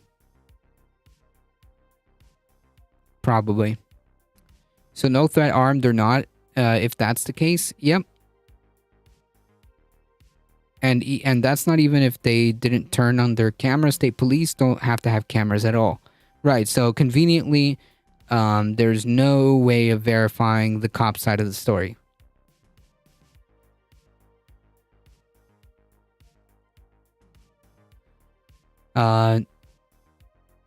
Manuel loved the story. It gave them peace. They meditated there. The force connected them with God. I never thought that Manuel would die in a meditation position. The family's autopsy report describes Pius Tehran's body as being torn up, shot at least a dozen times, and that many of the wound tracks with his body converge and coalesce and intersect, rendering the ability to accurately determine each and every individual wound track very limited, even if even impossible. The report also says it's impossible to determine whether the activist was holding a firearm at the time they were shot. So explain to me exactly how the police account makes any sense. The autopsy was conducted by Dr. Chris Berry, who was the Investigative Bureau's longtime chief medical examiner, until he abruptly resigned in 2015 after the Atlanta Journal-Constitution reported that Sperry claimed hundreds of work hours at the GBI when he actually worked for clients of his forensic science consulting firm. Atlanta City Council approved the building proposed $90 million Atlanta Public Safety Training Center in 2021, saying it's a state-of-the-art campus that would replace substandard offerings and boost police morale. Why would their morale be needing to be boosted? What? Have they been doing something wrong or something? Which is beset by hiring and retention struggles in the wake of violent protests against racial injustice that roiled the city after George Floyd's death. So let me get this straight. They're feeling what? They're coming to grips with themselves because of protests against police brutality against themselves, and now what? They can't seem to face that? In addition to classroom, makes me think that maybe you are the problem. Are you coming to that conclusion? Are you looking in the mirror and that's what's making them making them feel this way? In addition to classrooms and administrative building, the training center would be including a shooting range, a driving course to practice chases. Okay, and a burn building for firefighters to work on putting out fires. A mock village featuring a fake home, a convenience store, and a nightclub would also be built for authorities to rehearse raids.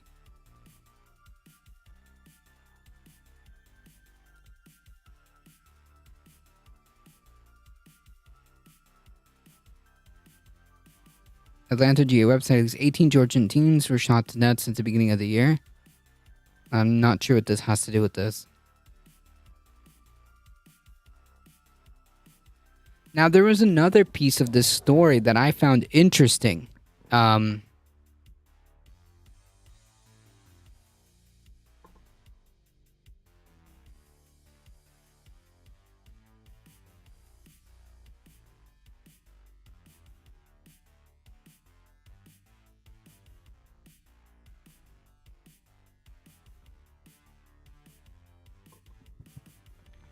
Let me see if I can find this.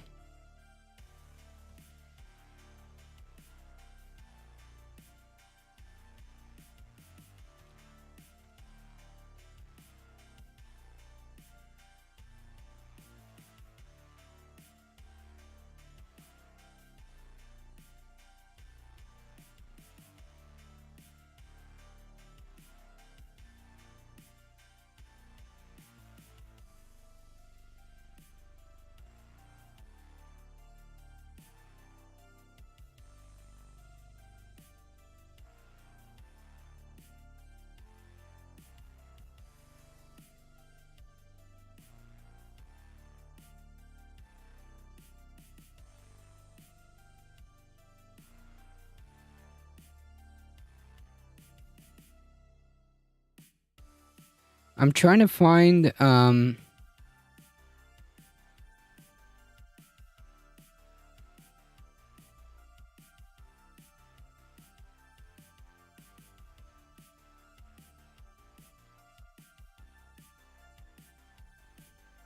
so the wounds indicate that there was the decedent was most likely probably in a seated position, cross-legged, with the left leg partially crossed over the right. At some point during the course of being shot, the decedent was able to raise their hands and arms up to the front of their body, with their palms facing towards their upper body. So like this. Man, I saw there was a specific piece here.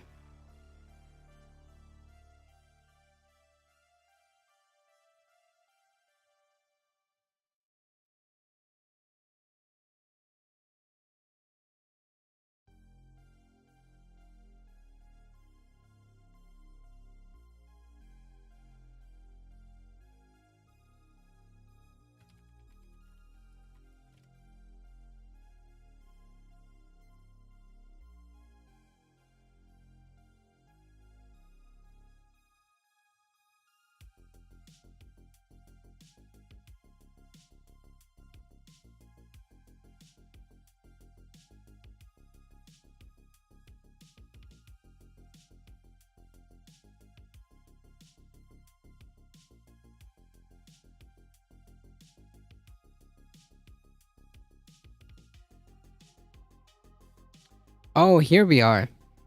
Okay. So in exchanges,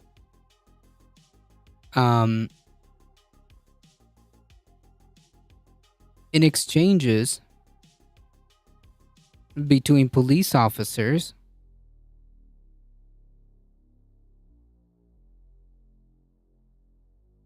there seems to have been video.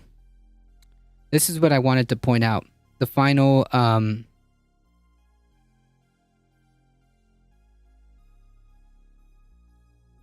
the final like icing on this story here. There seems to be video evidence between the cops as how little existed. That opens the possibility that this activist may not even have been the person to shoot the officer, because, I mean, undoubtedly there was a cop that was shot. But this, to what little degree of video evidence we have, seems to suggest that maybe these fucking animals shot each other by accident.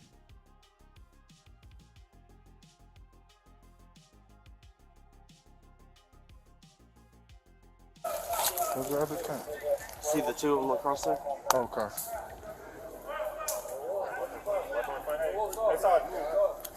Moments after they opened fire on them.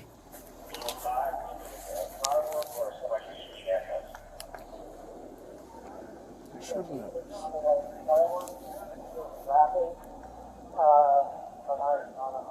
No, that sounded like suppressed gunfire.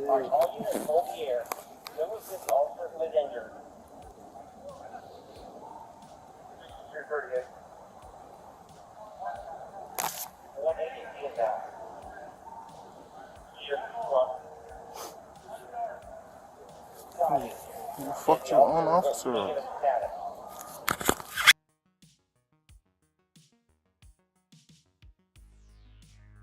Yeah.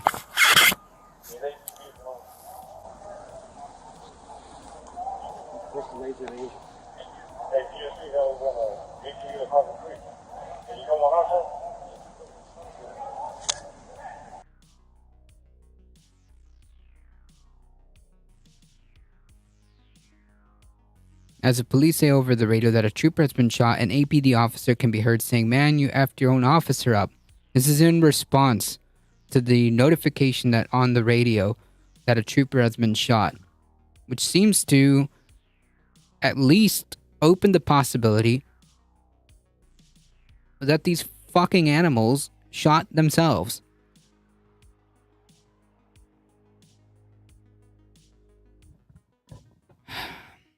A rabbit's farting it would sound like suppressed gunfire to these clowns. Unfucking believable.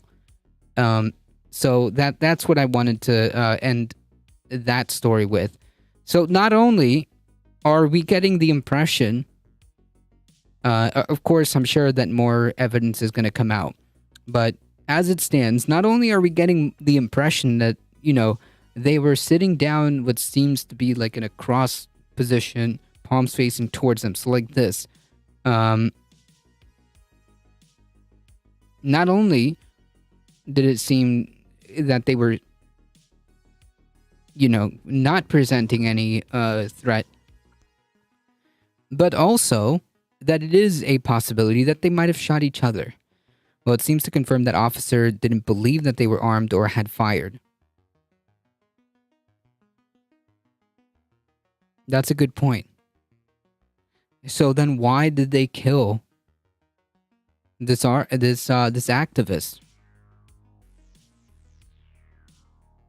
I don't want to be cynical, but I just looked up how many people were shot in Germany, and it was 10. Oh, by police in 2022? And the entire year, just 10 people? That's like a Tuesday here, okay? That's like a few hours in the US.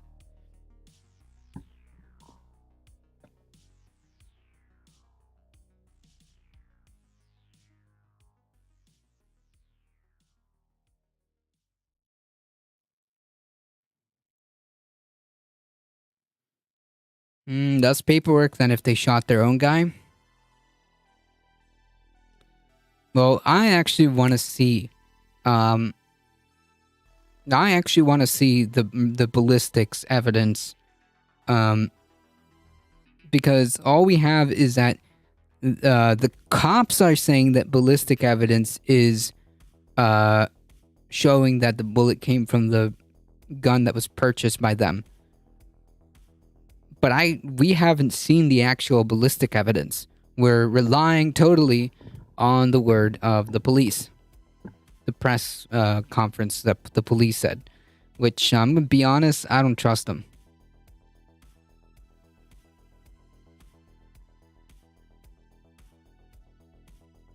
Anywho.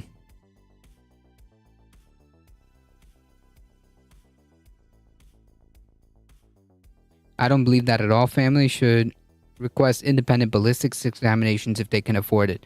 Yeah, 100%. Like, I want to see it. And are they incapable of demonstrating the evidence to support that claim?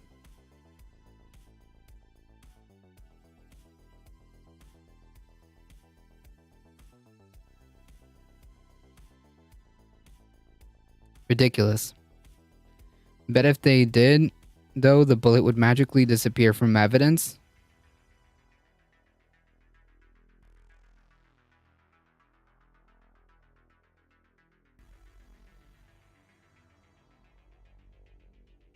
Wouldn't a simple GSR test prove the activist never shot a weapon? Yeah, I mean, like, why not show the evidence for that? Well, I mean, it seems like they did own a firearm because they were able to pull up. Well, again, we're just all relying on information that they said, but if they really did own a firearm, it is quite possible that they might have, gunshot residue because they've been to the range, right? They've been shooting before. Or is that not how that works? Because, like, let's say if I went to the range, I don't know, yesterday. If I went to the range yesterday, wouldn't I have that? Like, residue? I don't know. You're gonna have to excuse my ignorance on that one.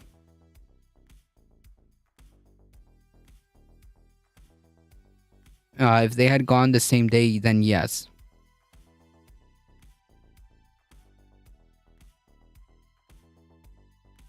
Gotcha. Okay, it would have to be recently. Gotcha.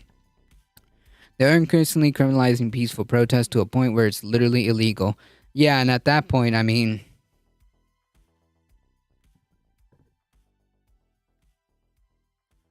unfucking believable. Oh, yeah, and they could test the chemical composition of the powder.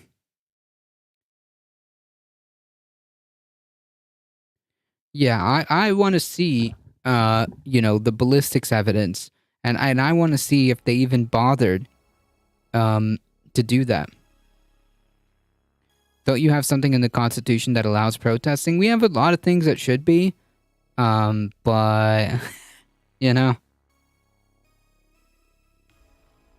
it is what it is. The right for the people to peacefully assemble. Yep. By the way, failed chemistry twice. Sheesh. The situation is really gross negligence on behalf of law enforcement. I mean, yeah, that's being generous. That's being generous.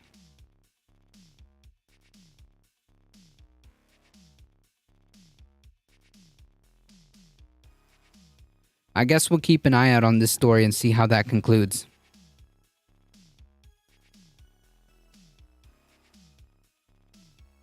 We also have a thing called qualified immunity that, that shields cops from almost any semblance of accountability for crimes that have abuse of power. Yep. Apparently, cops need to be taught not to shoot first. Well, I mean, like, the problem here is, like, I mean, when this keeps happening and happening and happening and happening, and no amount of, funding of this is going to fix it. No amount of training is going to fix the culture that's already ingrained here.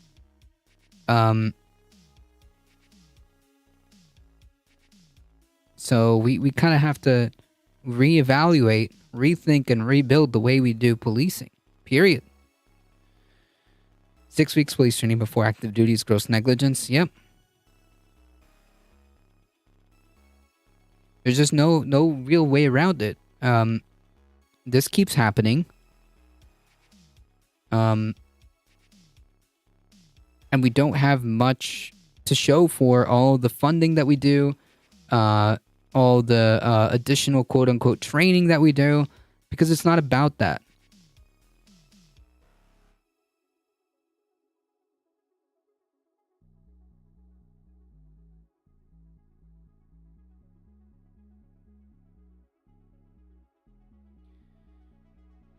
is not enough. At least a year of training. A year? How about 4?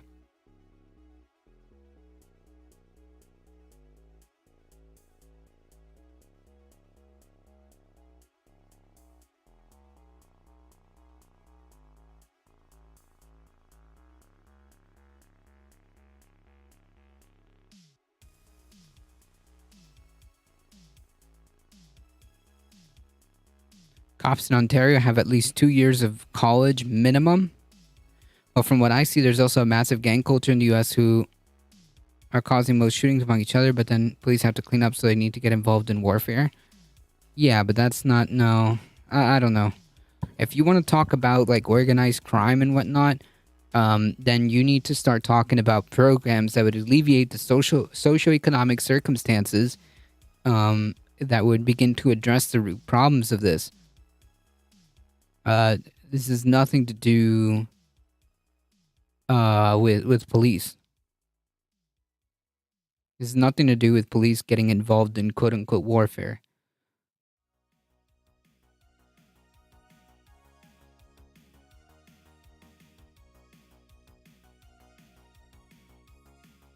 Yes, and yes, the cops are effectively a gang.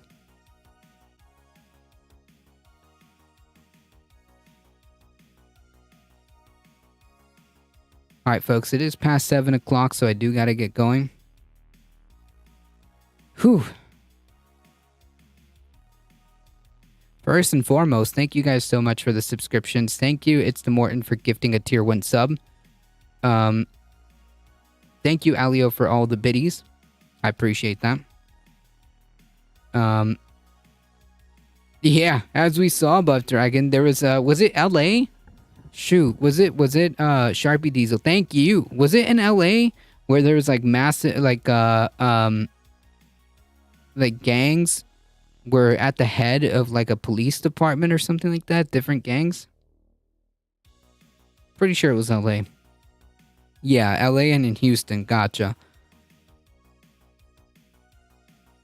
Thank you, Cosmic Seekin. I appreciate it. Thanks for the content. Thank you, It's the Morton. They even have their own tats and hand signs. Yeah, literally a gang. Literally. Oh, we have a cat in studio. Paquita, come here. Come here, kitty.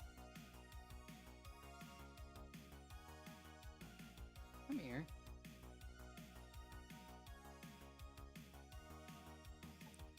One of the Dirty Harry movies was literally about cop gangs.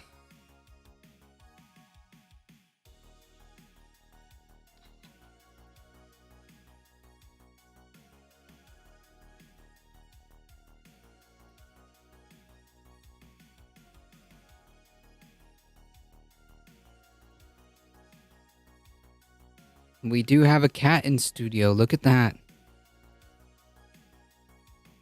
If you guys hit the follow button on your way out, you get 6 free emotes, including 2 of this precious kitty.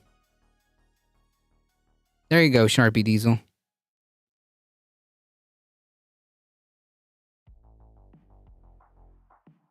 Go on.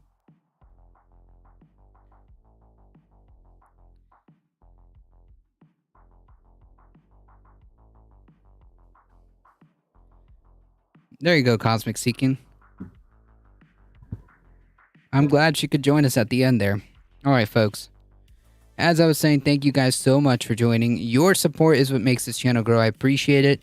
We'll be here Monday through Thursday, 5 p.m. Eastern Time. If you guys want to keep up with the channel, I do make announcements on the Discord. If you guys want to support the channel in a way, and you can't do it monetarily, go on to the YouTube channel, hit the big red subscribe button. It really does help us out. I will be back tomorrow, 5 p.m. Eastern Time. As always, folks, please stay safe. Please take care of each other. I love you all, and I hope to see you guys in the next one tomorrow. See ya!